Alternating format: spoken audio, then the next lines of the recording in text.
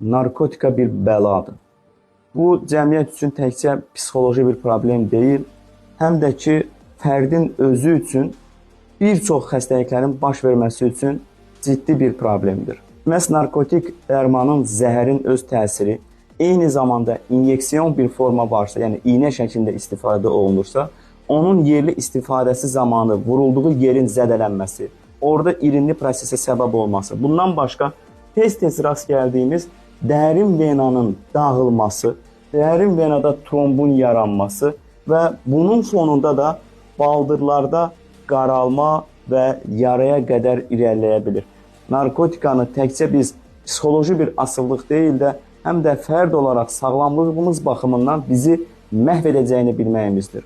Bunu da çəkməkdə məqsəd digər insanlara, yeni başlayanlara, başlamaq fikrində olanlara, hal-hazırda da istifadə edənlərə bir örnəkdir.